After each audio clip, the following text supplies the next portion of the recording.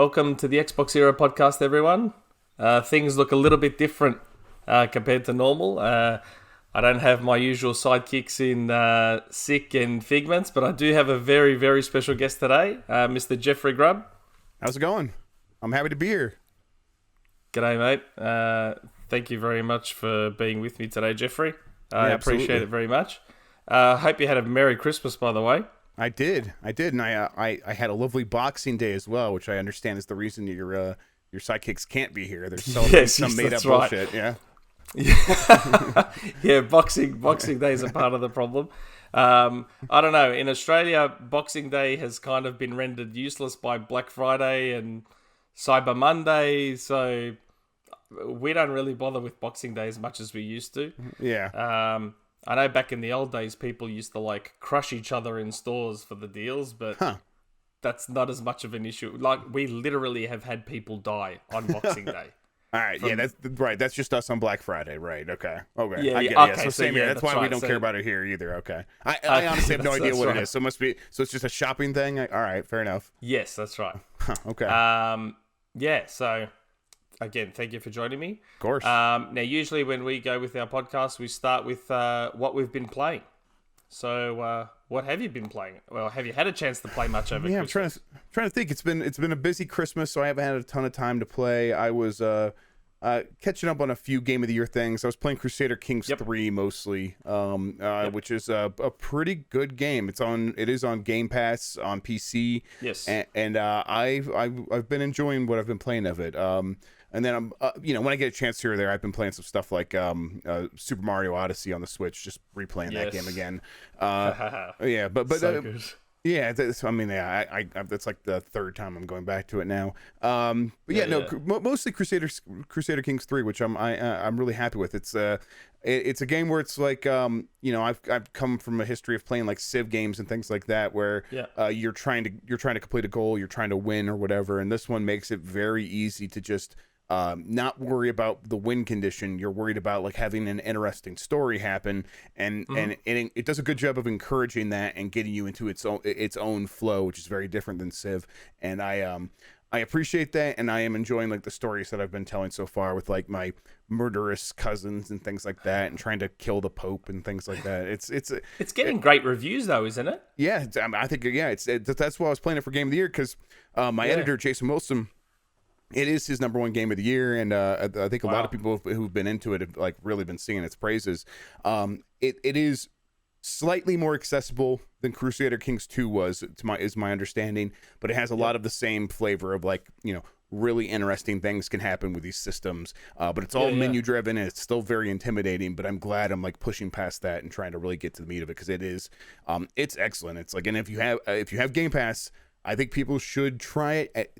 You just got to at least sit through that tutorial, sit through that beginning part, and then when you get past that and the game's like, all right, now do whatever, and you're like, what do I do? Just start poking and prodding at the systems and see what happens, and don't worry about failing, because that's the whole thing. If you don't worry about failing, you'll be fine, because you really can. It's just about seeing what can happen. It's pretty cool that way. Yeah.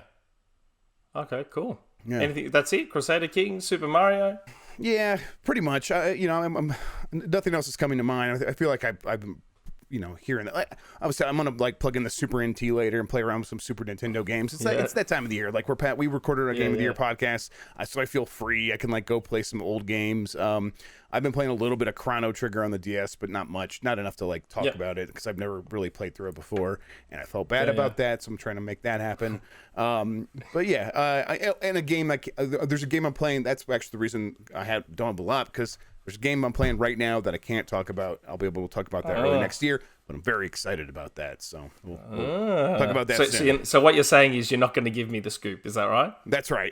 Yeah, I am very much not allowed to. It's a situation where I don't even mind, because it's like I'm getting it so early that it's like I'm totally okay with this whole situation. So that's awesome. Keep quiet about it. Yeah. Yeah. Oh, that's great. Oh, look. Since getting my Series X, I've gone back to a lot of stuff. So yes, I'm really, really struggling on not pulling the trigger on Immortals, Phoenix Rising. Yeah, I would like to play that too. It's on sale at the moment, and it's a game that looks right up my alley, like God of War meets Zelda. But it's like, if I buy it now, either I'm putting all my backlog further into the backlog, or I'm going to buy it and not play it, and then all of a sudden, by the time I start playing it, it goes on sale again for like $30. Yeah. And I'll be spewing that I bought it. So, I've gone back to everything. I've been going back to Gears 5 because it's 4K 60 on the Series X, and I started Hivebusters, which is really, really good. Heard nothing but good things about Hivebusters, so I should check that out. It's great. It's I like it a lot more than the main Gears 5 campaign myself. Okay. Sort of like how First Light was a lot better than Second Son. Yeah, can I just jump right into it? Because I didn't play through the main campaign of Gears 5 because I believe you can. I might do that personally, then. I mean, look, I'm not a big story guy in games anyway. Same, yeah. But I didn't notice the full-on direct links to Gears 5 where you're just going to be completely lost. Yeah, I wouldn't care about spoilers or anything either. I just want to just hop in and see what they're doing because people are just saying nothing but good things about it. So, and also it is a game that looks so good that it's like I kind of want to just go back and see this great looking game running on the Series X, running on the OLED and stuff. So yeah. Sure. So I've been going back mostly to old stuff, and a lot. I'm jumping through so many games at the moment. It's ridiculous. Like between I've gone now. This is a weird one. I bought Breath of the Wild on Switch. Yeah. I bought it on Wii U back when it launched. Okay. Yeah. And put like 90 or 100 hours in on the Wii U. But then I'm like, you know what? I'll just get it on Switch. So I've started all over again on Switch. I'm playing Age of Calamity, Hyrule Warriors, which is great. I'm playing Falconeer on Xbox. My usuals of Rocket League and Fortnite. What else? Days Gone on PS5. Like I'm juggling so many games at the minute. It's just ridiculous. It's that time of year too. Like I was saying, like it's easy to just like go back and play some old games and like bounce around a lot. I keep wanting to go back and finish Final Fantasy VII Remake. I'm like making plans to do that, but actually I like send off my PS5 to my nephew because I'm like I got a digital edition, but it hasn't gotten here yet, so I don't have a PS5 at the moment. But when it gets here, I think that'll be what I do is go back and finish Final Fantasy VII Remake. So I know what you mean. It's just like there's so much old stuff that's like. We have this new hardware and you got a little bit of time. It makes you want to go back and try these things again. So it does. It's I love the boost that we get with everything. It's really good. Oh yes, yeah. Days Gone at 4K 60 is really nice. It's good. Yeah, that game runs really good on the new hardware. So that's awesome. It does. It's unreal. Yeah. Now you mentioned about the Game of the Year stuff that you're doing. Yeah. Can you mention what your Game of the Year is? So we're 4 days away from the end of the year. So yes. What would you say is your Game of the Year this year? My personal Game of the Year this is a bit of a revelation for me. Is I realized the kinds of games I really like are games that they play around in like a blue collar workspace where it takes a job that people do in real life or a job that people would do in real life in the future and simulates that and really like gets into the nitty gritty of the job itself. And so for me, the Game of the Year was SnowRunner. The truck driving game where you get stuck in the mud and the snow. I love Mud Runner. I love Spin Tires. And SnowRunner it's just like they really nailed it in terms of improving it as a game where the things that you were doing contribute to expanding the world. You unlock paths. The things that you're moving around are more interesting, but getting stuck in the snow and the mud is still really good, and the trucks are really good that you get now. They have so many cool trucks that you get to play around with in the game, and just like for these really great physics situations where like you just get stuck in some pit and you're just you're using 3 trucks to like move another truck through there, and trying to grab onto any tree with your hook or whatever and trying to, winch yourself out. All of that stuff feels so good to me. I love spending time doing that kind of stuff. And I got the Logitech wheel back here that I actually use to control the trucks. And it's so you go all out. Oh yeah, go all out. Yeah, totally. It's my whole jam. And then like right there behind it is like Hard Space Shipbreaker, which is similarly it's a blue collar sort of thing. But it's chopping apart ships in space, so it's like a sci-fi spin on it. But those games were totally my number 1 and my number 2 this year. I really liked them. I remember you mentioned it on the other podcast we did, the Game on Daily one. I remember you mentioning those games and how much you enjoyed them. Yes. So it got to the end of the year, and it's like, I really love Hades. Hades was incredible. It's my number 3. But for me, my tastes were very specifically like fed by these games. So I'm very happy to have them. And I realize it's okay not to be into like the biggest of the biggest games every year and have have the small little weird stuff that's just specifically for you. And I was very happy to embrace that stuff this year. I've really enjoyed those. Yeah. No, that's great. For me, look, I didn't end up playing a lot of the big stuff anyway this year. Right. So for me, Game of the Year is probably Ori and the Will of the Wisps. Yes, that's my number 4. Yeah. It's unbelievable game. But I also, as weird as this sounds, I loved Tetris Effect. No, I get it, man. That game is it. That game, I almost gave it a perfect score when I first reviewed it when it came out, and I went back and right before we published the review, and I changed it because it didn't have multiplayer, and I'm like, It does now, because I want to keep playing this game. But even like score chasing is not something people are going to want to do in this like very like experiential mode, where you're going through this stuff, and it's like they found a way to make you want to keep playing it in multiplayer, and the stuff that they added, but that game is just fantastic. Well, I reviewed it and I gave it a 9.5. I thought it was unbelievable. I absolutely loved it. Like it's right up there as far as I'm concerned. Yeah, I'm really glad that game has continued to like reemerge. It came out PSVR, PlayStation, but then it came to PC and it got like widescreen support, and I played it again that way. And now, coming to Xbox with multiplayer and coming to Game Pass, really, it's like, yes, this is I'm glad this game has continued to get life because it is awesome. They nailed it. Mizuguchi, he knocked it out of the park. Those, the soundtrack, I still listen to the soundtrack all the time. It's really, really good.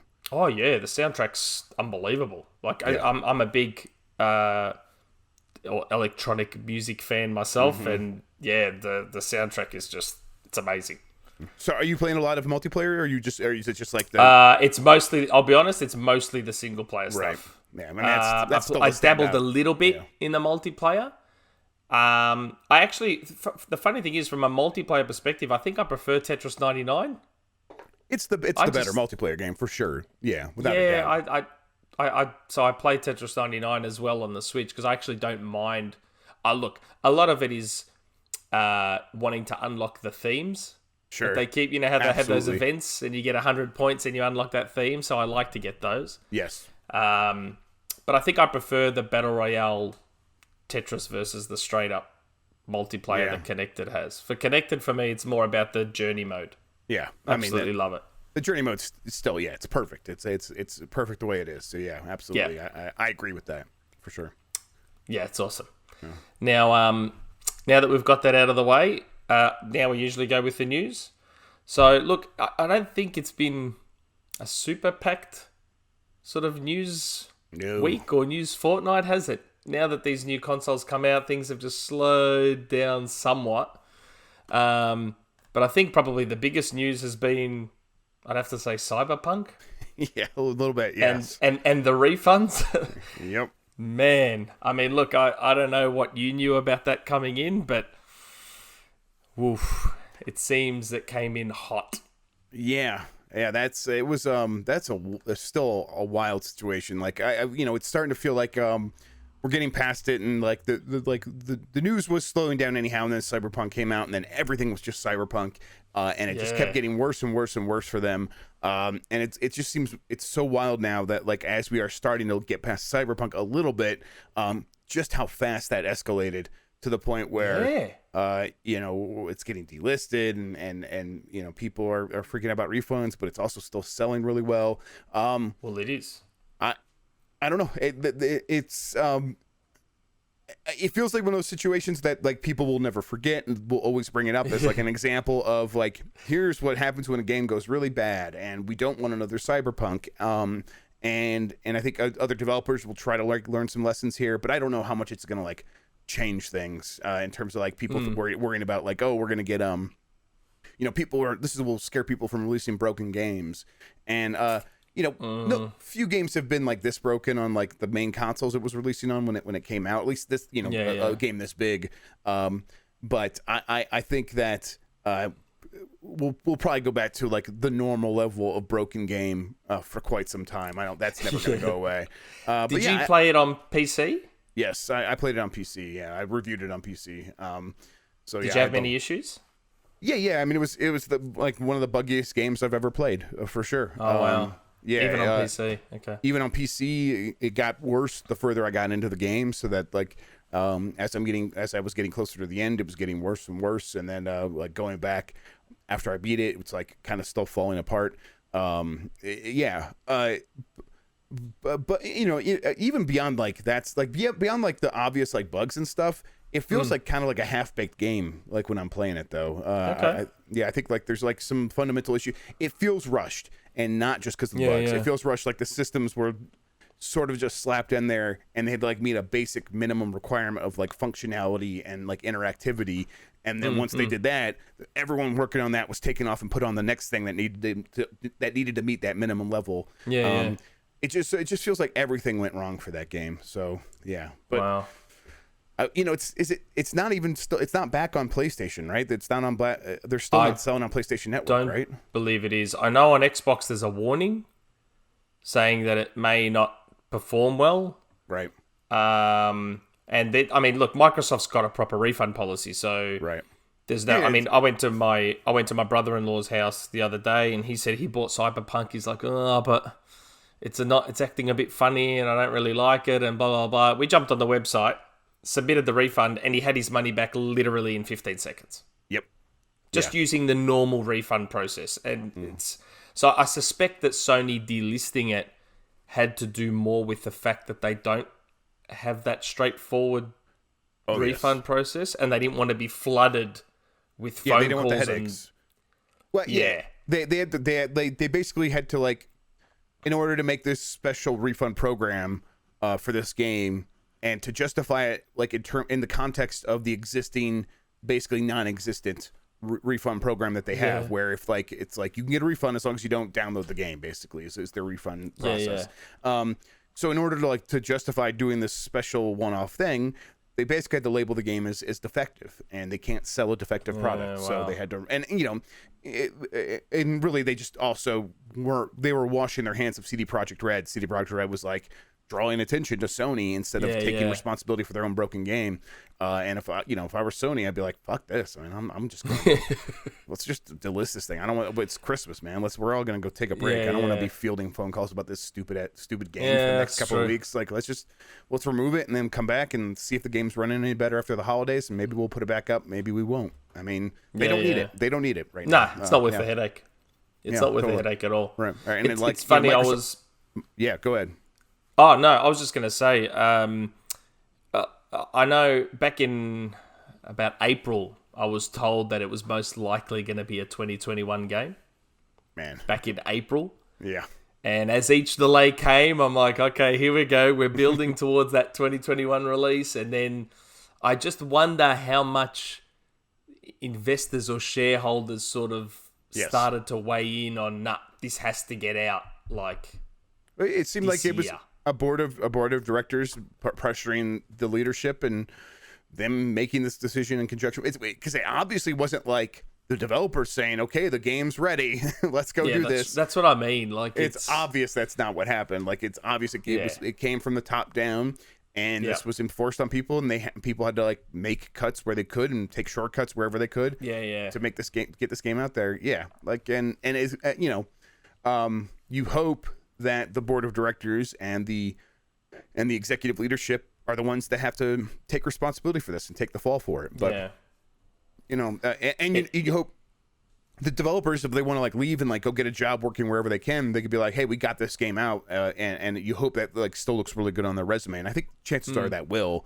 But they're still the ones working hard, working nonstop, and kind of killing themselves to get this game done. Still, now. I think that's the worst part about it. Yes. Like, a lot of these people won't really be getting to enjoy Christmas like in the holidays. They'll just be most likely working through. Yes. Because they've been releasing hot fixes like crazy, haven't they? Yes, they have. I think Yeah, they just released like 1.06 the other day. So, yeah, I think you're right. I bet they would probably just get Christmas Day off, and maybe not even all of them, and then probably right back in the office right away, or but right back to work anyhow. That sucks. It's depressing, and I guess I don't know. I guess if you're the board of directors, like your whole reasoning is like this game has to come out in a time where it makes sense to come out for the PS4 and the Xbox One. Because we have to be on platforms to have tens of millions of people buying games still, not like 2 million and 1 million or whatever. But I don't know. It just seems like the thing sold so well on PC. Maybe just like I think this is the thing that a lot of people have stumbled on. Release it as a PC game first, and then re-release it on console later when it's ready, and when there's like more people out there that have the next gen consoles, and then just release it on the next gen consoles. Well, I mean, it was built as a PC game first. Yeah, technically. Sure. Yeah, but I mean, they've been saying it's coming to Xbox One and PS4 for years now. So it's not, and it's definitely not. It's not cross-gen. It's not available as a native Xbox Series X or PlayStation 5 game. So it's not even like that's the issue. It's just they just got too ambitious, and they pushed the game out when they shouldn't have. And I think it's a management issue for sure. I think the saddest part is that a lot of these people now are being forced to crunch to fix it and get it out, and it's not like. So I mean, obviously Naughty Dog have had their issues with crunch, for example, but. And I'm just trying to think of a way to say this without it sounding like justifying what they're doing, because it shouldn't be justified at all. But these people have crunched, but at the very least, they're seeing rave reviews, people going crazy, everyone loving the game. Again, it shouldn't justify it, but at least they're seeing some positive out of that hell. Right. With these Cyberpunk devs, they've gone through all this hell only to then see the game get shit canned and people posting memes and bug videos and glitch videos. It's like, it's got to be demoralizing. Yeah. To like, especially at this time of year, it's a horrible situation. Yeah, and it's not like it's not exactly Mass Effect Andromeda. There's a lot of sentiment around the game where it's like, well, when it runs, or if you play it on PC, it's great. And I don't necessarily agree with that, but there's a lot of people who do think that. And so it's like, it feels salvageable, which may even be kind of worse. Like, you can't just like write it off, right? Like, you're like, well, if I fix it, there's going to be a lot of people who love the game, and like, let's just fix it then. And it's not people were like Mass Effect Andromeda comes out, and it's like, it's buggy, but also people don't like the game. Just fundamentally, and it's like at that point, I think it's easy just to be like, fuck this whole thing. I'm moving on with my life. I'm gonna go, either give up on this game entirely or whatever, or get another job. And here it's like, oh man, maybe if we just push through a little bit further, a little bit, maybe the next patch will be the one where most people say, hey, this game is great now. But if you're trying to update it on PS4 and Xbox One, those versions, there's definitely a sense that maybe those versions will never quite be what they should be. No, and that's it's just a tough situation all around. I don't know. I think that this game's probably going to do fine, though. It's probably going to continue to sell pretty okay. Yeah. It's not going to do the numbers it was doing early on, but it doesn't need to. It's still going to sell just fine. So it'll get a second wind when the dedicated Series X and PS5 versions are out. Of course, yeah. It'll get a second wind. Yeah. I don't I think it's going to get close to like Red Dead Redemption 2 numbers in the first year. Especially if that happens, but I think it'll probably fall a little bit short of that now. But still, like, that's, if we're talking about that stratosphere, that strata of game, that alone, that's enough. This game is officially a sales success. Really, the question is like, what happens to their reputation down the line? And does this hurt the next game? Does this hurt Witcher 4? And I'm like, Witcher 4. Maybe not. We'll have to wait and see. That's years away. We'll have to just see how they handle this game going forward. I think gamers have short memories. I'm willing to believe it'll probably be fine. Say that.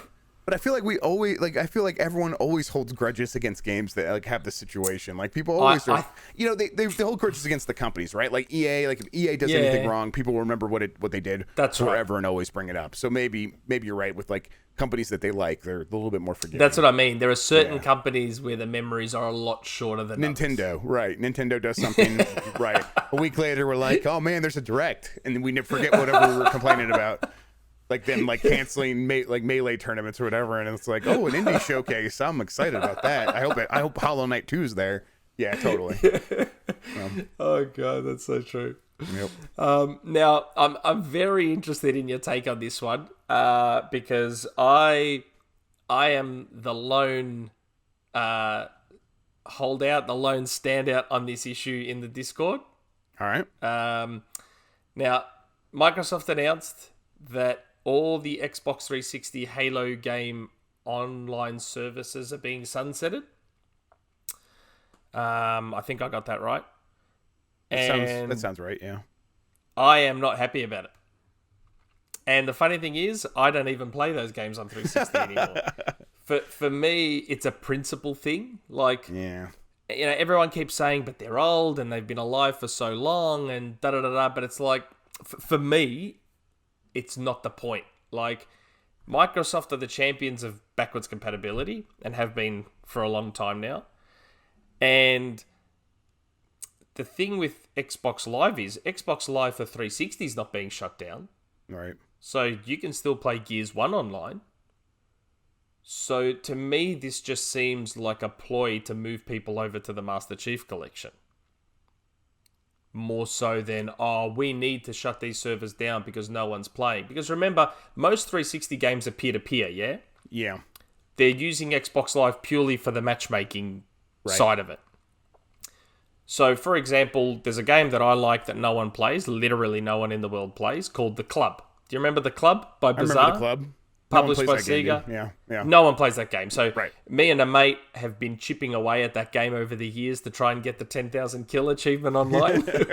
we both go online and we instantly find each other because we're the only two people in the world playing it. And I think to myself, so hold on. So no one is playing this game, yet no one is shutting it down because it's peer-to-peer. Yeah, it just kind of works, and then the peer-to-peer requires very little oversight. Yeah, that's right. So that's why I just can't understand why the Halo games are being shut down, because they'd be the same as every other 360 game. I understand that there are some 360 games that have dedicated servers, like some of EA's. Let me give you the not even devil's advocate. Let me give you the silver lining here. Okay. So it's been years since Xbox Live on the original Xbox shut down, right? Yes. And right now in the community, there are people working to get a user-created version of Xbox Live for the Xbox up and working. That's in the works. There's people dedicated to that. Very, very talented, smart people spending their own free time to get this stuff working. And I think the faster that stuff begins to fall off on Xbox 360, the faster those same people, more than likely, but same kinds of people at the very least, will get to work on preserving Xbox 360 online games and for stuff like Halo on those systems. And we no longer have to rely on the good graces of Microsoft to keep this stuff up and running. We can have this stuff preserved forever by the community, by people who actually love this stuff. And that transition, it's going to happen eventually no matter what. But if there is all this interest in getting it up and running on the Xbox Live on the original Xbox, once that stuff is reaches a 1.0 state, it'd be great if right then they had a reason to move on to Xbox 360 and do the same thing there.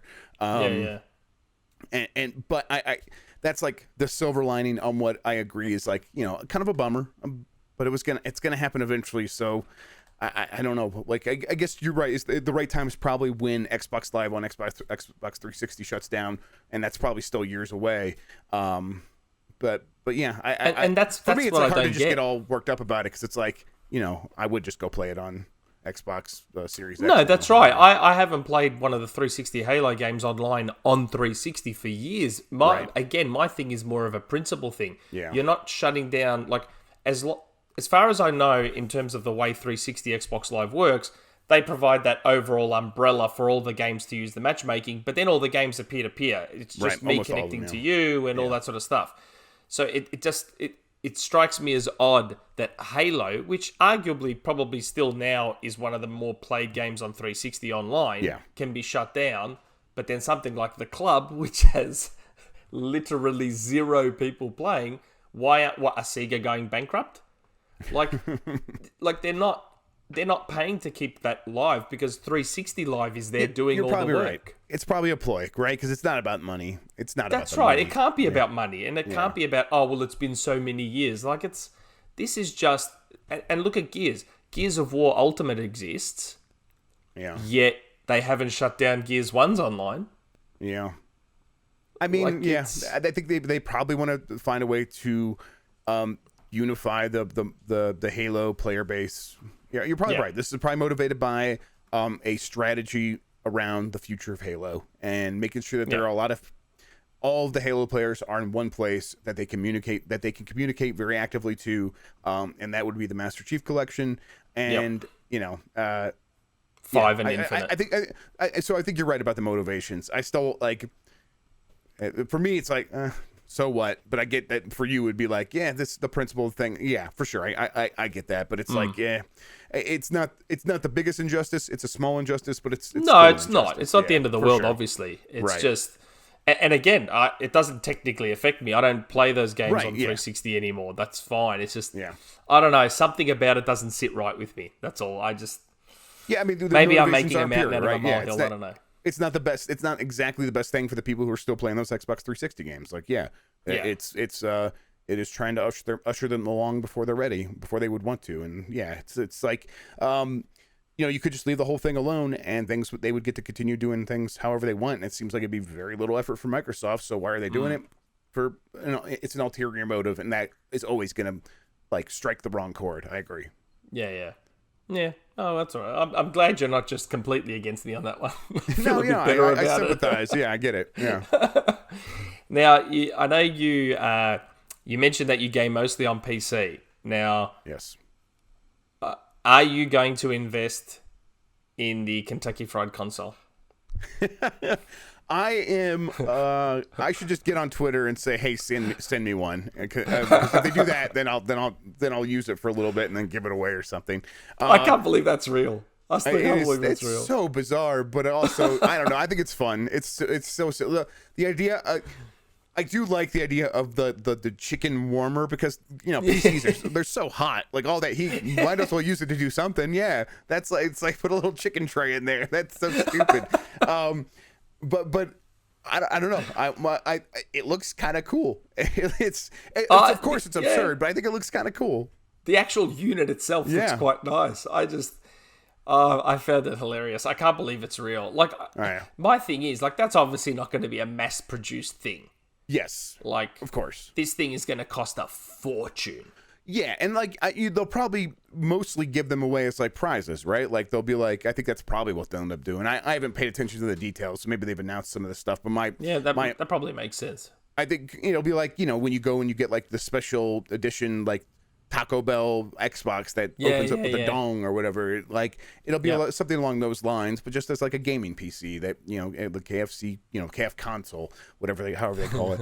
And it's we're talking about it. It makes me want to go get KFC. I'm thinking about their chicken for sure. Absolutely extra crispy.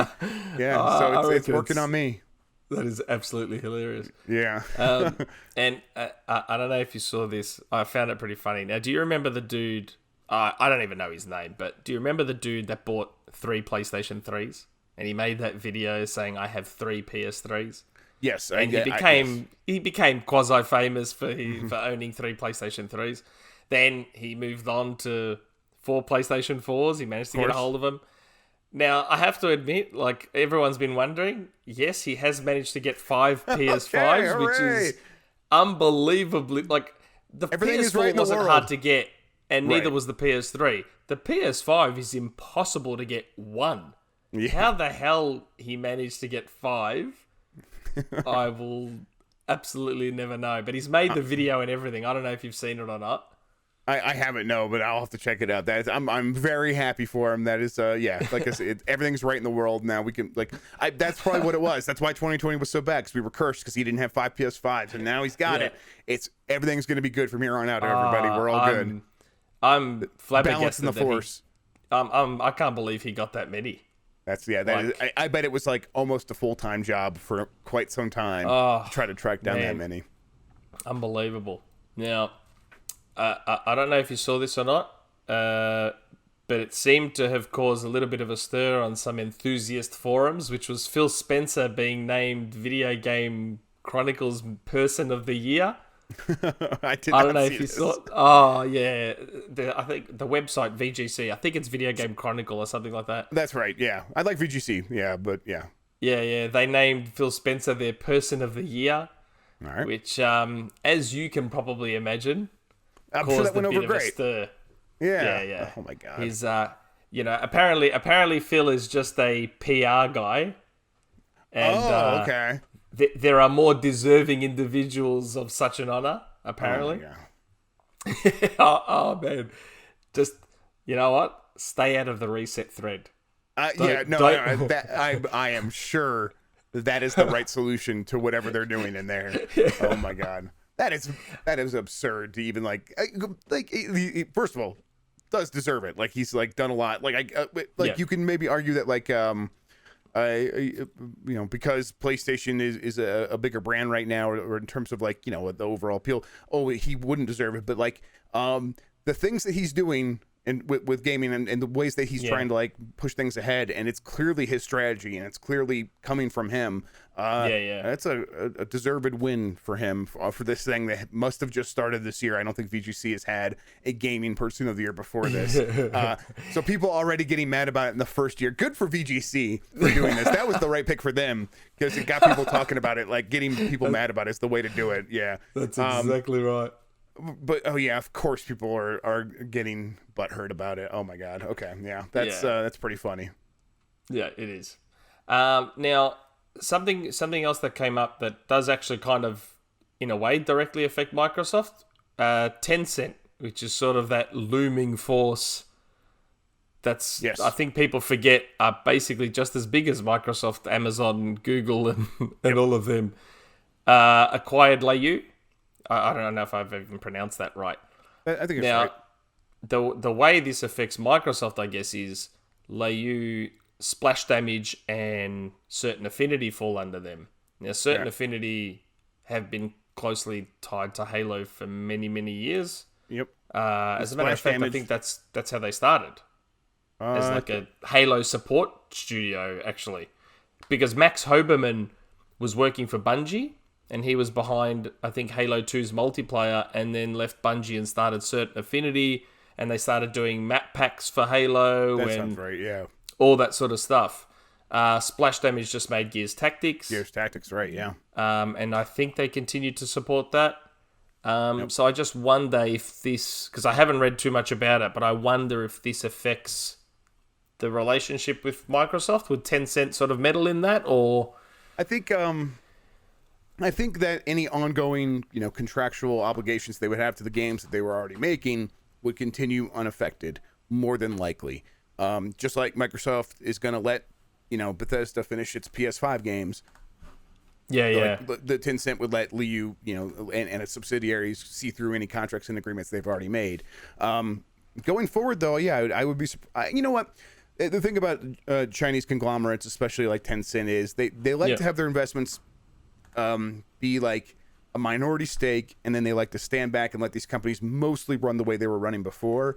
They don't micromanage actually all that much. And so I wouldn't be surprised if that was the case here. Now, that's not always exactly how it goes, but in most cases, I think Tencent still has a pretty sizable investment in Epic Games. But I promise people that Tim Sweeney's calling all the shots there. That is not that stuff's not coming from Tencent. Tim Sweeney's going to be Tim Sweeney about it, and there's no controlling Tim Sweeney.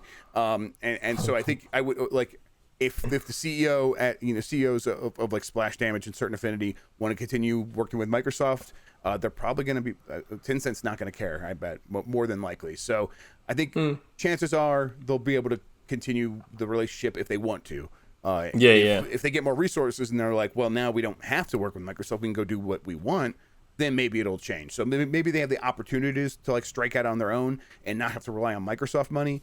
But these investments usually work where it's like it's one big influx of cash, and then Tencent's not coming in every month and like paying them more money. They've already bought now it's like an obligation to Tencent, and so if Microsoft's a good partner that continues like hiring them for contracts, they'll more than likely want to continue those business relationships if it's possible. Yeah, that makes sense.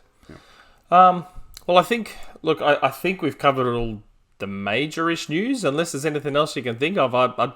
No, man, I was barely paying attention, so you were telling me stuff I had no idea. I didn't know that Tencent closed out that Leyou deal. That's a good thing then. Well, if that's the case, then I can think of. If that's the case, then I guess we can move on to our community questions. There's a few. But before we do that, I have to just give a shout out to our patrons who have been good to us. Our Tier 1 patrons are great, but our Tier 2 and Tier 3 patrons get a special shout out. So to the Scarecrow 121, Torn Raptor, Shadowgasm, Sowing Shade, Blaster Basin, Nodian, thank you very much for your support. And now we'll move on to community questions. And the first comes from our Patreon. They get first dibs. Now, the Torn Raptor asks, hi Nick and Jeff. What do you think Xbox will strive for in terms of the cadence of new games released from their first party going forward? This would include the studios we know of currently, all 23. That includes some with multiple teams. Have a good Christmas and hopefully a great 2021. Yeah, my guess is that they're I bet they're going to go for kind of what they've had, but with a few more bigger games each year. So I think like 2020, they had a number of like mid-sized games, smaller games. Gears Tactics we talked about, Ori and the Will of the Wisps, a few others. And they'll continue with those level of games at the pace they've been at, I think. And then I think they will try to punctuate each year with probably around two what we would consider more tentpole games. So the big budget releases. I think that stuff's probably still 2022 mostly. Maybe they'll surprise us with stuff in 2021. But in 2022 and then from there on out, I think they will try to make sure that they have like every 6 months or so big tentpole releases, and the tent that they're holding up now, of course, is Game Pass. And it'll be, it'll be timed, like they'll be looking at their spreadsheets, and they'll be looking at the time of year when most people's subscriptions are about to lapse, if people like do annual or whatever, and they'll release a game right then that makes people who are already subscribed want to stay, and will have the biggest appeal to people who are considering subscribing. So that's my guess. Is like 4, 5, 6, indie to mid-level games combined with two, pretty big games, and with 23 studios, some with multiple teams, like the question asker says. I think that's a really easy cadence to hit. So I would definitely expect that. I've always had a sneaking suspicion that once they get their rhythm going, which, like you said, is probably 2022, 2023, when each team is just on a roll now, and they've got this rhythm going where one's finishing up, another one's starting off, and then another one's finishing up. I think the goal might be one AAA game. Now, how big that is conjecture, but one AAA game per quarter. So 4 big ones a year, maybe surrounded by some smaller stuff and some third party. Like I love how a lot of indies just launched day one on Game Pass. Absolutely love that. Like a lot of stuff that you probably wouldn't normally buy or try out or whatever. Game Pass just kind of encourages you to try that sort of stuff. But I reckon once they get that rhythm going with it, because remember, as far as we're aware, there might be a couple of other studios coming as well. So they're at 23 now, most of which have multiple teams. Then you might have another couple more coming. So I'd like to think that once they get going, they should be able to hit 3 or 4 big AAA games a year once they get going. It might take a bit to get there, But yeah, it's going to be interesting to see. I bet that's I definitely think they're definitely thinking quantity is important. I think they want to have a lot of volume. I think they've looked at Netflix and they see that Netflix has had success with that. And the big shows that people like talk about, the big prestige stuff is important. But a lot of stuff is also important to get a lot of subscribers. They found out. So I think Microsoft knows that, and so I wouldn't be surprised if you're right. Well, I assume they also want to stop having to give out money to the third parties to get their games on there. So sure, that's part of it too. Yeah. That's right. So the more stuff of theirs that's on there, the less they have to pay to third parties to have their games on there. Yep. So that'll definitely help. Yep. Yeah, they probably want that to happen sooner rather than later. Okay, so we'll go to Twitter. That was the only question from the Patreon, so we'll go to Twitter. Now, at BozJBug asks, he's a friend of ours from the Discord too. Xbox is still missing Japanese games in their portfolio. With Square Enix Japan becoming Sony exclusive for the next couple of releases, where does Microsoft find AAA Japanese games? Yeah, I don't know. It's a tough one because the Xbox in Japan, the history there is not great, and then but it's not like PlayStation is like huge in Japan these days. PlayStation, not anymore. No, it's like people have moved on, and that like it's just not like the markets that a lot of us living in the West, where we have picked that brand loyalty, and we just want the same experiences, only better. Japan's like mostly like, oh no, we want the next thing, and that's on our phones or whatever. The PlayStation's just not selling as well there. But there are a lot of studios in Japan that do want to continue making the same games that they've made for a long time. And I think it's up to Microsoft to either make the argument that those companies can make a lot of money doing that on Xbox or by coming to Game Pass. But I bet that's a pretty tough sell still. So Square Enix, seems like probably off the table for that. Capcom's doing very well. Right these days, all of their remakes have been selling very well. Monster Hunter is gigantic for them now. Yep. They're working with Nintendo on Monster Hunter. I still think that there might be some room for Capcom. Capcom likes to make those deals. Even when the GameCube was not doing as well as the competition, Capcom did the Capcom 5, and Nintendo worked it out with them. Yeah. I think that the history of those kinds of relationships is there for Capcom. So I think Microsoft might be able to make that stuff work. But I don't know. It's an uphill battle. It's an uphill battle. It's not like Microsoft can just go and buy one of these publishers. It's very hard for an American company to buy a Japanese company. It's a lot more steps involved, a lot more red tape, just many more obstacles in the way. But I think we do know that Phil Spencer sees the value of this. I think he wants to try to make something like this happen.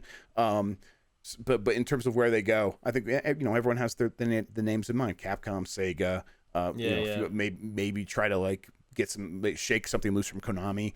All that stuff could work, but maybe it would be better try to prop up some of these developers that are leaving these big companies and giving them a home and seeing if that can work instead, and maybe let them start new studios under the Microsoft umbrella. Maybe that's actually the solution to this instead, but we'll have to see. Or Kojima. Go to Kojima. Just go to Kojima. Just give him all the money. Yeah. Yeah. Well, it doesn't look like Sony's interested anymore, so. No. Alrighty. Next one, at RedX53. Just a simple question. Okay, you may not be aware of this one, Jeff. In your old podcast, Special Ed said something is not dead. I think he referred that to Perfect Dark. Could you guys please clarify that if it is revealed or not? By the way, happy Christmas to all of you. Okay, so there was a podcast a while back, and I said something that caused a little bit of a stir. I said something's not dead. There's a franchise from Microsoft that's not dead. And like we talked about that other time about misquotes and articles being created from nothing, some website created a thing out of my podcast that Ninja Gaiden was coming back and all this sort of stuff. Now, I've been asked, is it Banjo? Is it Perfect Dark now that Perfect... It's none of them. I've actually been told I'm allowed to say this franchise that's not dead. All right. The problem is, as Jeff and I have talked about, if I say this franchise isn't dead, You're there's gonna going to get be an article in a couple of days. Headlines, yeah. That's going to say it's in active development and it's coming out next year.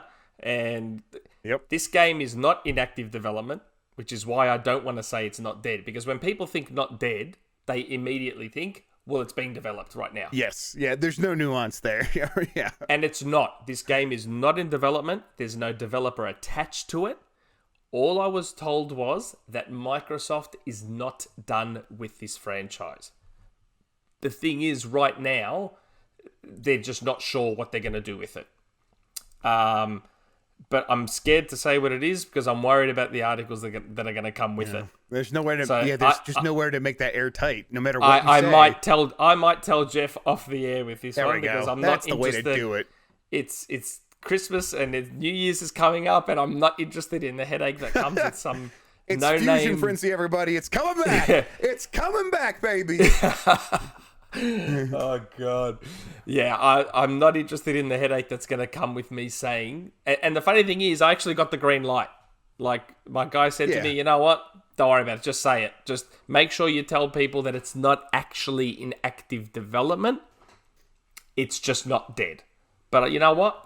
I'm just not going to do it. There you go. So I'm sorry, Red We're X. starting to learn our lessons. I'm allowed to say, but I'm not going to because I'm not interested in the headache that comes with it because it's going to be misinterpreted. This is your fault, blog sites. Yeah, that's right. Oh, God. But I am going to tell Jeff off the air. Hell yeah. Okay, the next question is from Kevin Rowe, and he said not to say all the numbers that are after his Twitter username because there's like heaps of numbers. How confident are you guys that the Bethesda games will be exclusive? That's an interesting question. Yeah, I don't know. I'm still like so uncertain about this. I feel like there's no reason to try to commit. Like the deal still hasn't even officially gone through. Like so it's like they're probably still like I'm sure people involved in the deal have an idea of what they plan to do with this stuff. But things can change. I don't know. I'm not confident at all. I think it could go either way. I really do. There are reasons to go both ways. I think that there are multiple paths they could take if they're going to still put the games on PlayStation 5. And that could involve like timed exclusivity or whatever. But if I had to put money down, I would say they are going to be exclusive to Xbox. That would be my bet if I had to make a bet. I wouldn't. I just wouldn't make that bet though because I'm just so the uncertain. article's being written, mate. The article's already been written. Official, Jeff Grubb. Yeah. The games are exclusive to Xbox. Look, when it was first announced, my gut instinct straight away was, yep, as soon as these current contracts are honoured, they'll keep stuff like ESO, multiplat, obviously, Fallout 76. Right. Service games, definitely, yeah. But future games like your Starfields, Doom, Wolfenstein, whatever Arcane is up to, my assumption was that stuff would remain exclusive. Just because I feel like you don't spend $7.5 billion just to get those games on Game Pass. Right. Like, it would be much cheaper to just pay to have them on Game Pass than it would be to buy the publisher. Mm-hmm. But someone did bring up an interesting point.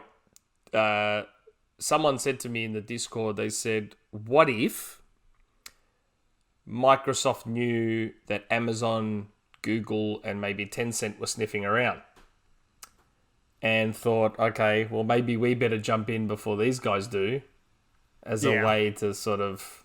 I think we might have discussed this on Game On Daily.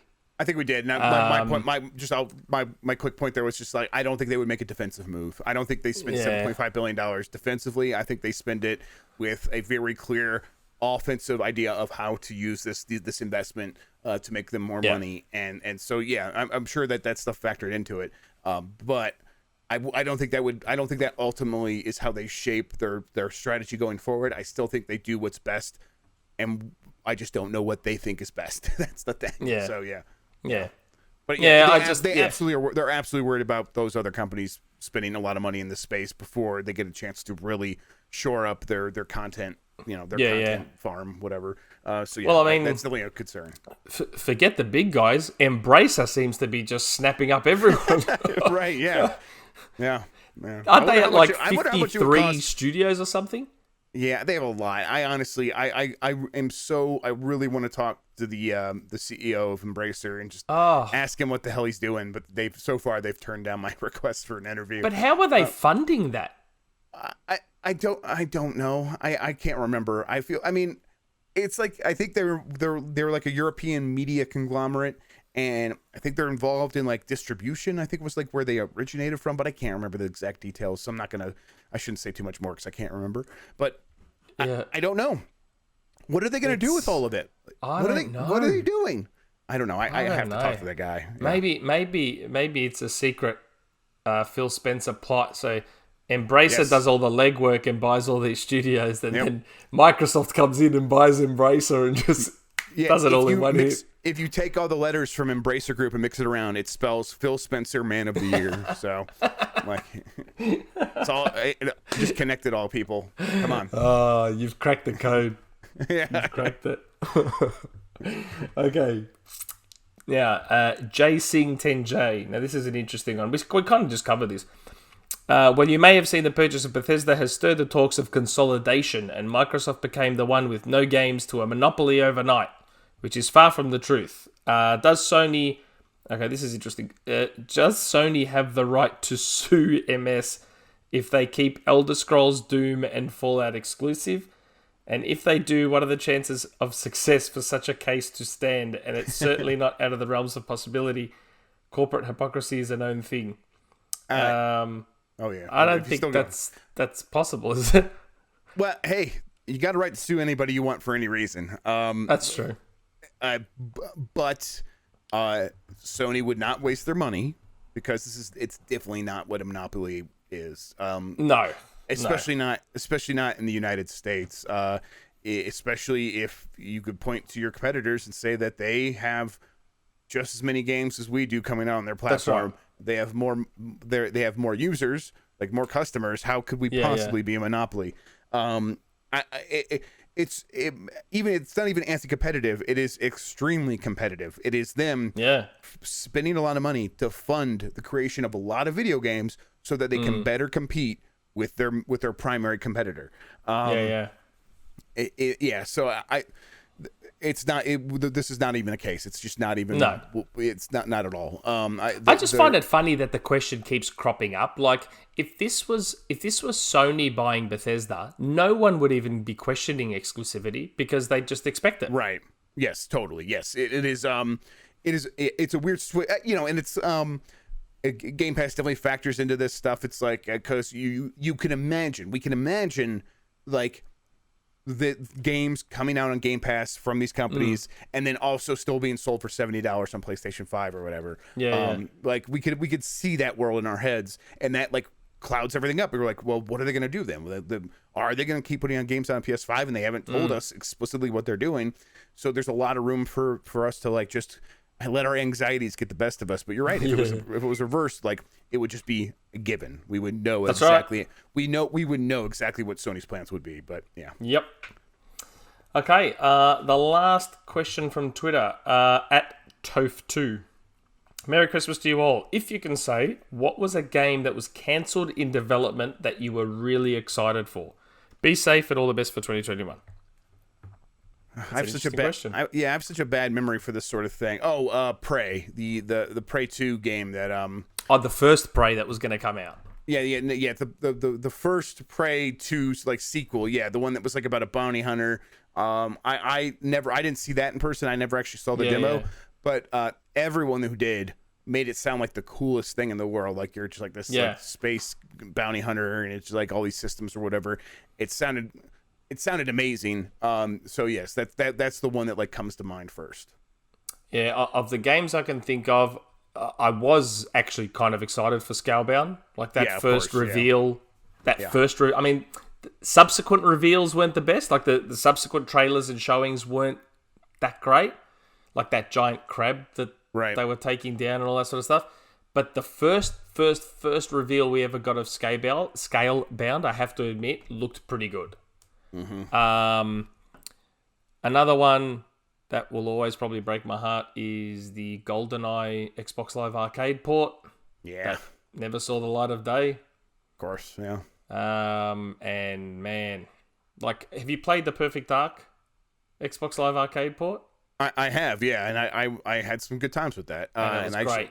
I actually mean to like go. I'm like planning to go back and play through the campaign there as well. So yeah. Yeah, and it's gutting. Like, as far as I'm aware, that GoldenEye port was done. It was finished. Yeah. Oh yeah. That's what I understand too. Yeah. And sure. I think Danjak, the company that oversees all of Bond's presence in media, were behind putting the kibosh on it.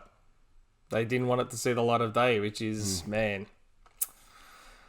not cool. That would be really fun to like have that come out again and just have like another couple of months. It probably wouldn't last that long. It'd probably be like a hot couple of weeks where people are like, oh, let's play some GoldenEye. But it'd be awesome just to have that on a modern system online where we could just play it whenever we wanted. That would be really cool. Yeah, you know what I'd love? I'd love a Half-Life Dreamcast situation. So Half-Life on Dreamcast was made. It was literally in warehouses ready to release, and it got cancelled. So I think someone put it online, and you could download the ISO and burn it to a disc and play it on your Dreamcast. I feel like we need something. I know it's piracy, and we shouldn't be condoning piracy, but like, it's not hurting anybody. Come on. It's cancelled. Like, no one. Exactly. Yeah, it's not like I wouldn't buy a future James Bond product because I had this illicit copy of GoldenEye on Xbox Live Arcade. Yeah, totally. Exactly. There is a fan made GoldenEye game on PC that I've played, and I really like that actually. Didn't that get in trouble recently? I think I did hear that. I think I did hear that it got in trouble, and it was looking good.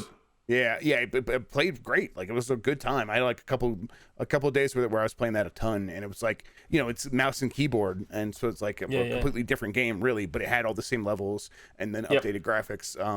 So yeah, I really enjoyed what I played of it, but I haven't touched it in a while. So yeah, I think I do remember it getting in trouble. Yeah, and I have to admit, I like the look of that Halo Mega Bloks game that got revealed a while back. Oh yeah, yeah. Someone did like a test prototype vertical slice thing of that Halo Mega Bloks game, and I have to say, I reckon that looked awesome. I'm bitterly disappointed that did get greenlit. That looked really cool. Yeah, I wonder if what happened there. I wonder if they didn't want to like. I bet they figured like it wouldn't do anywhere near the Lego game numbers, but I don't know. I don't know about that though. I think it'll probably do really good. I bet the quality looked there in that vertical slice. Yeah. Like, if the final game could have lived up to that, I reckon it could have done pretty well. I think so, too. So, yeah, I wonder what the reasoning is there to give up on it. Yeah, that's a shame. Yeah. Now, we'll move to the forum before finishing up. It looks like we haven't gone that long, too, which is good. Normally, our podcasts go for like 2.5 hours, so we're keeping it pretty lean today. There's just not a lot to talk about this time of year. Everyone, Cyberpunk's been like, everyone's wrung that one dry. So if it was like in the midst of the Cyberpunk stuff, we would have gone an hour on that alone. But now it's like, everyone's said everything there's to say about that. Yep. So here we go. Opachi. Merry Christmas, everyone. So I absolutely love my Series X. Loading is very fast. Yes, it is. Quick resume is the best thing ever when it works. And I have a dozen games to play. Crossplay is the future we've all been waiting for. Yet a fulfilling crossplay experience requires a good voice chat, and Xbox Party Chat ain't it. I don't know if I'd agree with that. I sincerely hope Discord comes to Xbox so I can finally play games with my PC friends without using the TV sound. Maybe you heard something. Also, look, the new dev diary for Psychonauts 2 looks lovely. Let's hope 2021 gives us plenty of extra awesome games. Until next year, XboxEra team. So I think that question's basically around Discord and Xbox. I don't know. Have you heard anything? I think there was just news the other day of Discord getting an investment. I was going to look that up. Discord raises funds. I think I had actually heard some rumblings about something going on between Xbox and Discord. Not like an acquisition or something like that, because Microsoft's already tried to purchase Discord and that fell through. But I think I did hear some rumblings about some kind of Xbox and Discord integration sometime in the future. Again, please don't misquote or say that it's been confirmed for the love of God. I'm just saying it's some rumblings I had heard with Discord. Now, I don't think Microsoft would replace the Xbox party system wholesale with Discord. If it was just an app that like hooked into everything and it was an option, I would use it without a doubt. Yeah, like I do wonder if maybe Microsoft is helping them develop a dedicated Discord app for Xbox that maybe integrates deeper than most apps do, or something like that. Yeah. So just real quick, so earlier this month, a site that like looks for funding documentation found some documentation for Discord. It has an open round right now that has raised $100 million, at a valuation of $7 billion. So Discord right now, according to investors, is worth $7 billion. Jesus. Yeah. Really? Yes. So it has 140 million users, or apparently, I think active users, and I think a lot of those are now Nitro subscribers. It'd be Microsoft doesn't like have the best track record of like buying these communications companies. I know. We're using Skype right now. It's like Skype should have been this stuff years and years ago. Why wasn't it? Yep. Microsoft's poorly managed it. They're trying to like build teams right now, and Discord would be a good like consumer facing like side of Teams, but even then it's like they're struggling to make Teams work, and that's where their focus is at, and they know that the real money for them is always going to be an enterprise. So I would be surprised if like this results in like Microsoft acquiring Discord. That always seems like won't be right. So but also it doesn't seem like necessarily like any of these other companies that would why would you like acquire Discord and then shut them down or like close them down and try to keep them away from like hooking in to something like Xbox? It seems like if you do, like, it seems like their value is always going to be in growing into as many platforms as possible. And so I think the motivation is probably there from Discord to say, hey, we could make this happen. We're ready to go. We're just waiting for the go ahead from Microsoft, from Sony, from even Nintendo. God, I wish the Switch had a Discord app. That would be fantastic. God, yeah. But I think all of these companies, they see a lot of value in locking their systems down and having the closed garden, them being the one that controls if you're in an Xbox chat, the chances of you like also using the other Xbox services, where then you also like spend money on Xbox games and Xbox video and all this other stuff, it's probably higher. And so I think they just don't have a lot of there's not a lot of motivation behind them actually letting Discord on their platforms. I wish it was different, and maybe that could change, especially with Xbox, but I don't have a lot of hope. Well, I mean, I know that there are some Discord hooks in Xbox and vice versa. So if you link your Xbox account to Discord, on Discord you can see what you're playing and all that sort of stuff. And I know that there's a third party Discord app on Xbox. Right. As well. I don't know. I think if there was anything, it would be some kind of integration, possibly with the friends list and the party system. I'm not sure, but I have to admit I have heard rumblings about something going on there. No details, nothing concrete, so please don't make an article. But yeah, I have heard rumblings of something going on there. It'd be great though, because Discord generally works awesome. Yeah, I would really want it to happen. It just seems like it's what it seems like is a lot of work for Discord, and a lot of work for Microsoft, and it would and for all these other companies as well. And I think while people on the Discord side would probably say that work is worth it, on the Microsoft side and the Xbox side, it's probably a little bit less. They're like, well, we have a working voice chat system, and we have all these other ways that people can communicate with one another and connect with one another, and we're focused there. And maybe we'll divert some resources into making some stuff with Discord happen, but it's not going to be a fast process. It's not going to be a lot of people working to make that happen, and that's going to slow it down to the point where if there's any bump in the road, any obstacle, to me it seems like that would just fall apart, and they just wouldn't try very hard to like get it back together and stuff. So that's why I'm like skeptical that it'll ever really, really happen in the way that we want. I think it'll continue to happen at the level that we've seen, where it's like I could see what people on Xbox are playing when I'm on Discord, and that's it. Yeah, most likely. Next question. Where are we? From Steven. I just saw that Tencent finalized its acquisition of Leyou. Do you guys think that Xbox will still be able to partner with Splash Damage? We sort of talked about that. Tencent seems to just kind of like collecting the money rather than directing development, which is what you alluded to earlier. Mm-hmm. So I don't think this will change Splash Damage's plans that much. Also, I feel like acquisitions are starting to pop up more frequently now. Embracer is keeping acquisitions in the news a lot. Do people think that this is just another effect of the pandemic causing indie developers to have to sell? Or did Xbox start something of an acquisition war? Or it's just perfectly normal for this to happen so frequently and I just never bothered to notice before? A little bit of all the above. It's a little bit of all of that. Yeah, it's not exactly the pandemic causing developers to have to sell. Games are doing pretty good. No. I think it's more just that content is very valuable right now, and being able to put out games is very important. Having competent teams that you can give you give them an IP and get some good game from them. Having that stuff like at the ready is worth a lot of money, and the money that these companies are spending might seem like a lot, but I think they understand that there's a lot of value here that they're going to be able to get down the line, and so but also it's also pretty normal. It is. We're on like maybe the high side, like it's high tide right now, where we're seeing a little bit more than normal, and it'll probably come down a little bit and then go back up, but it's still like within the expected parameters. This is still pretty normal. Yeah, I think some of these companies, maybe not Nintendo and Sony so much, but Microsoft and a lot of the others are now starting to wake up to the fact that gaming is the biggest entertainment medium in the world. I think it was just recently I read it's now bigger than movies, music, and TV combined.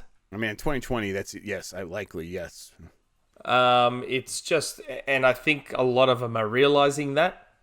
So, they're realizing it right when like Amazon and Google and Tencent, all these other companies are like, well, how are we going to make sure that we have content on our platforms so that we can build long-term customers that come here always to play their games?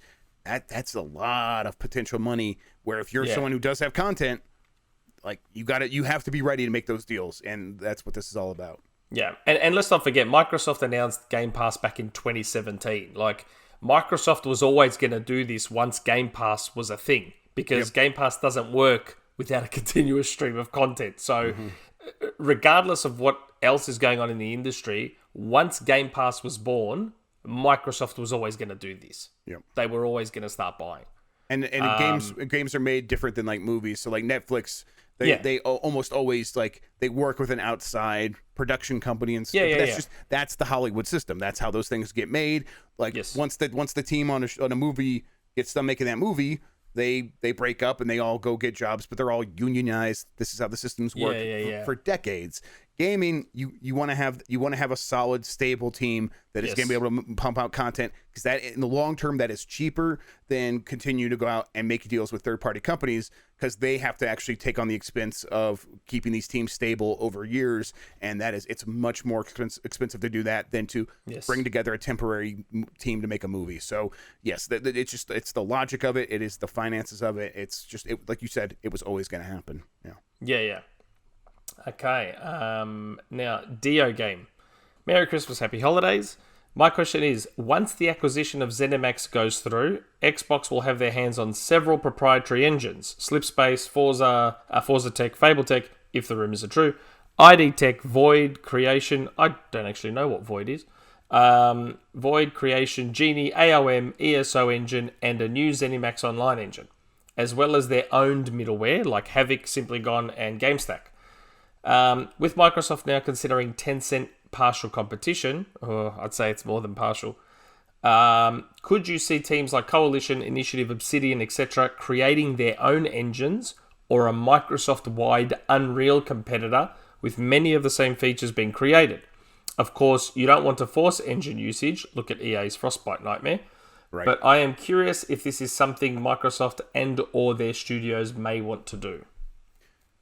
I'm sure that there's always talks. I'm sure there's like always this thing where like, man, we're giving a lot of money to Epic that we probably don't need to be if we started leveraging some of the stuff that we have. But Microsoft's their biggest client, I think. Right. Yes. And I think it is a tough thing to build an engine. It's a tough thing to build the tools that work for every kind of game. That's right. It is Unreal is probably one of the only ones that does. Yeah, yes. Like even Unity, like a lot of people that use Unity end up rebuilding a lot of Unity to fit their specific purposes, and it's good that it's capable of doing that. It's a very good engine for that sort of thing. But Unreal is very much like it's got most of the parts that almost any game one can size need. fits all. Man, if I were at Microsoft, I would be hesitating, and I would be hedging against anyone trying to go toward going away from Unreal. Let's just pay Epic. Let's pay Epic their money. Keep using Unreal where we need to. And if there's a team that really wants to use their own engine or build their own engine, let's talk about that. But in no way should we be trying to have a universal Microsoft engine, or even like or even try to like just build the Microsoft engine. Let each team decide what's best for them and support them in that decision. I think that is EA has made that clear. I was about to say, maybe EA should have taught everyone that lesson. Yep, and I think hopefully EA has learned that lesson. I think Respawn is likely the one that taught them that. Clearly, it's such a tough thing, and if you invest a lot in it, it's very hard to give it up. It is a sunk cost fallacy waiting to happen, and you just don't want to be in that situation where you're like, man, we've put so much resources into this. We've hired hundreds of people just to oversee this thing, and why would we want to give that up? Let's just keep pushing forward, because on the other side of this is more money waiting for us. You don't want to have to be in that situation where you have to be like, cut that off and say we're giving up on this and actually going back to Unreal anyhow. Just go with what works and stick with what works. It's not worth it. Yeah, I have to say, I always thought when they started acquiring, I thought Crytek would have been a prudent acquisition. Because Crytek's engine's probably the closest thing to Unreal in terms of what it can do. So that would have given Microsoft their own engine that could probably cover everything they do. But I'm going to assume the ship has sailed on that one. Yeah. They also would have got Rise back. Man, I like that game. Me too. The dream, man. I really Rise like 2. that game. So underrated. So underrated. It's a shame that people became cool to crap on that game, but it was solid. It was good. Like, am I the only one that sees the irony in the fact that Microsoft this generation were the first ones to have a slow walk and talk, over the shoulder, narrative driven visual showcase game? Like, am I the only? Is that irony? You might be. I didn't even think about it that way. You're absolutely right, though. It really is. It's totally a Isn't Sony that game. funny? It's a Sony game, and Microsoft were the first to have one. Yeah, and it blew up, so they're like, oh, F that, we're not doing any more of those. And then that became the whole generation. That's right. He was even a sad dad, wasn't he? Wasn't he also a sad dad? I can't remember the character. Sort of. He was a sad husband at the very least, right? Yeah, and sad son. Sad son, maybe that's what it was. Yeah, okay. Yes, I think he was that's the problem. Son. That's the problem. He wasn't a sad dad. He wasn't a sad dad. Yep. Yeah. I like Makes that sense game. now. Yeah, me too. Okay, Liam S. Thanks so much, guys. I forgot to wish you happy holidays last time, so happy holidays, happy new year. Thanks, Liam. Do you think that Fable will become an every 2-year franchise like Forza Horizon once it starts coming out? He's actually got a few questions. This is the first one. Do you think Fable will become an every 2-year franchise like Forza Horizon? No. I doubt it. No way. Yeah. I really doubt that. It's not a good idea. Like, you want to No. My guess is Fable will be a big thing and kind of almost like Skyrim. Almost like Skyrim, I reckon. Right. Yeah. I agree. I'd be surprised if the Fable that Playground is making gets a sequel anytime soon after it releases. Right. Do you think the first-party studios might use the Okay, it's basically an engine question that we just had. So we sort of cover that, dude. And in the interest of trying to speed it up, we'll we'll go over that one because we've sort of already covered it. Jason Schreier has said that someone that is not EA is working on a Star Wars RPG. I think he was hinting that it was a KOTOR game. If this is true, who do you think might be working on it? I thought that maybe ZeniMax Online might be doing it. They have experience with RPG games now, and with guidance could likely make a single-player RPG. Oh, well, you're a good person to ask about this, Jeff. Have you heard anything? I haven't heard anything. I've like gotten, I've stopped like checking in with a lot of sources because it got close to the holidays, and I'm like, I'm going to take some time off, give people breaks, but, well, now you've got something to dig into. Yeah, it's definitely something to dig into. I ZeniMax Online, like, give them a chance to like make a single player RPG. Surely I like that Obsidian.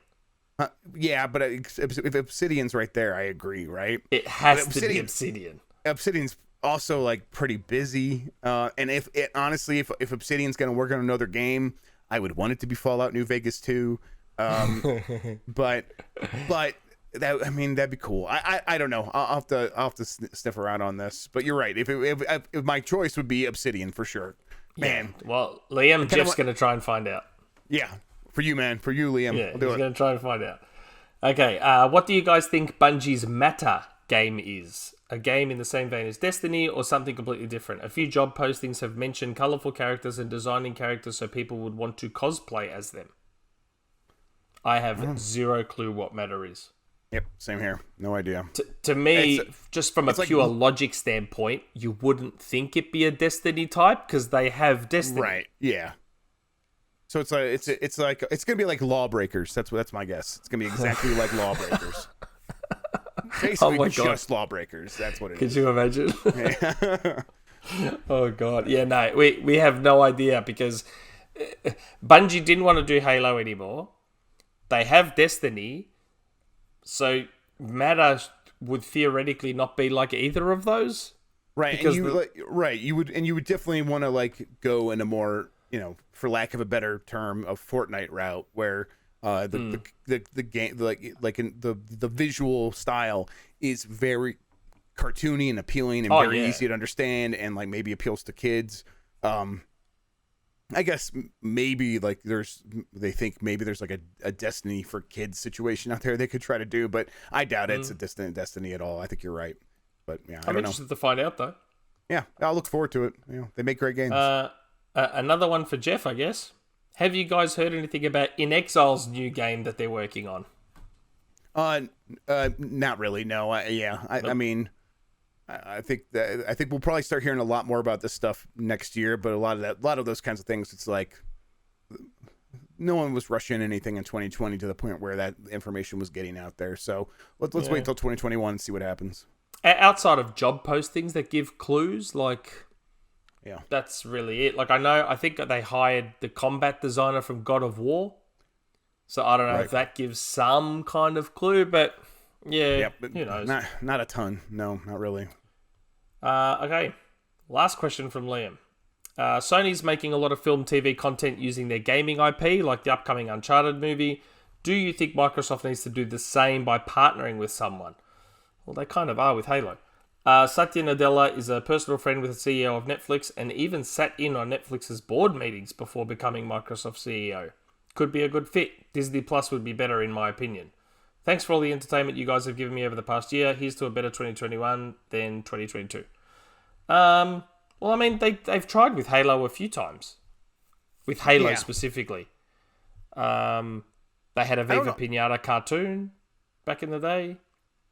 I like the idea of a partnership. I wonder if that like the reason that sort of thing doesn't happen is because like you always want to get the best deal, and that means you want to shop around each thing individually. But it almost would work better if they were just like, all right, Netflix, here are all of our IPs. We'll support like on making these things happen. Let's go make a bunch of shows based on our properties. That almost seems like it would work out better. But I think The Witcher TV series. Were you a fan? I loved it.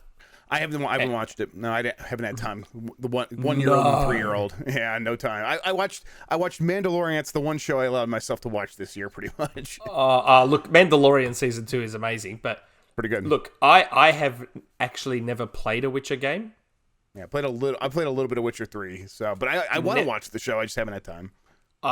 I'm telling you, like I said, I'm not even a fan of The Witcher, but the show is amazing.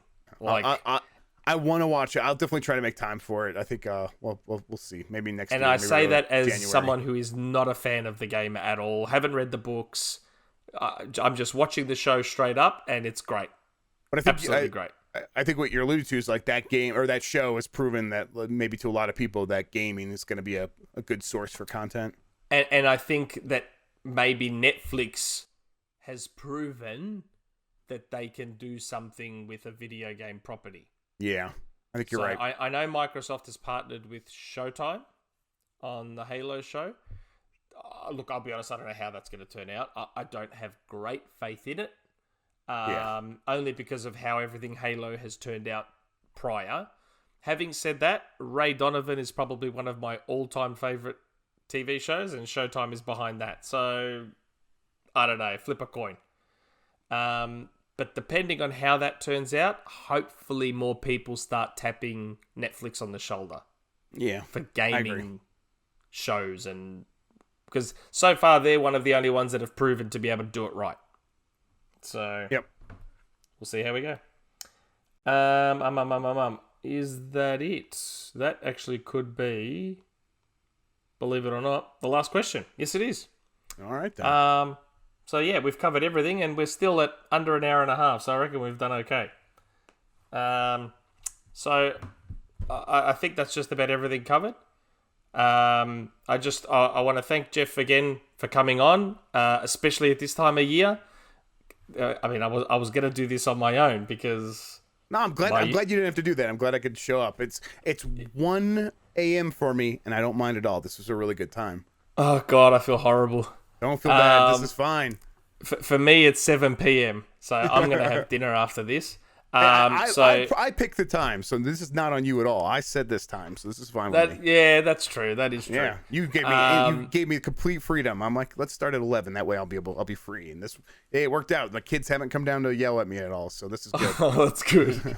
So I want to thank Jeff profusely for being on. It's been great, and I also want to thank you for joining the Discord too. Everyone loves it. Yeah.